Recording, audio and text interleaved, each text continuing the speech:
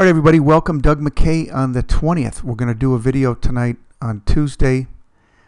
Big day in the markets, decent volume. Let's take a look at the best chart out of the three major indices, which would be the Dow. We'll also pull up a chart of the diamonds. We still potentially have a cup and handle or inverted head and shoulders here. Left shoulder, head, right shoulder, or handle. We would want to see a close above 12,250.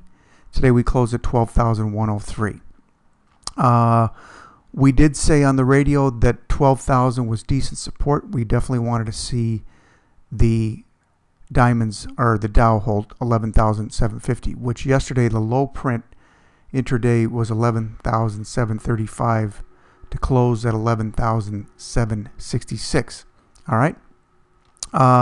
So this is the better looking of the three. It is above the 20-day, the 30-day, the 50-day, and the 200-day. I would wait for more confirmation till we got to close, till and if we got to close above 12,250 on the INDU. When we take a look at the diamonds, one of the reasons we exited this last week, we said if it was going to take out these lows here, the lows put in on 12.8, it did that, so we got out.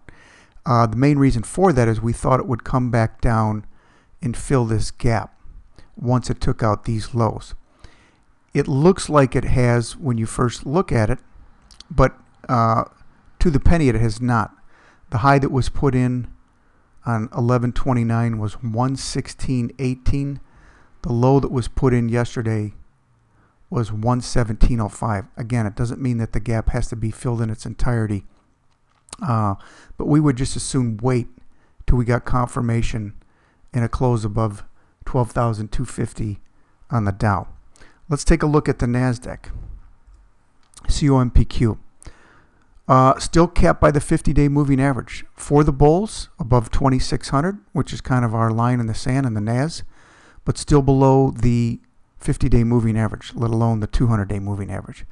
When we take a look at the Qs, which is what we're tracking, still waiting for that close above 59. Possibly we'll sit up on our seat if this Christmas rally continues to persist. If we get a close, let's say above 50, high 56, or even 57. All right, and our stop would be in just below yesterday's lows. Let's take a look at the S&P cash. 1241. We mentioned on the radio the other day we would sit up on our seat if we pressed right around 1250. The bottom line is, you guys, we're still in this channel. We're still in this symmetrical triangle. We got near the lows of it yesterday. 1200 was support. We were talking about possibly taking a nibble at 1200 or 1180. We did not. The low yesterday was 1202. So we remain in cash. But this is a decent looking chart provided we get above 1250. And really our big line in the sand is above 1265, which is just above the 200-day moving average. Okay. If you were long here, I would definitely have my stop under today's low or even yesterday's low, which is very similar. A couple decent charts that we mentioned last week, just for the purpose of showing breakouts. One of these was Visa. I think we mentioned this on the radio on Saturday. Here was the close yesterday in a down day, and here was the close today. Very nice. MasterCard, excuse me, looks decent. It's holding the 50-day moving average. Good volume today.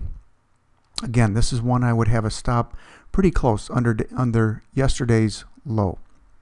We're also looking at utilities. Now, this is assuming that the market holds up in these breakout. I like the XLU. Not a lot of volatility. It did go back and fill that gap on the big day, which was 1130. 1130 was that big euro move up, almost 500 points on the Dow. So we'll be watching this one closely tomorrow. One other one we're looking at, you guys, is the IYT. This is the transports. I like this chart, but I would probably want to see a close above 90 on the IYT, on the transports. Let's take a look at Verizon, because I know we brought this up last week as well. Again, the purpose here is just to show you a breakout. Came back down, retested the breakout, and took off. Let's finish up with probably bonds and gold. You know, I was a little disappointed that we sold this the other day into option expiration and went flat. But we did make mention of this gap. It has come back down and filled the gap. 105 is decent support.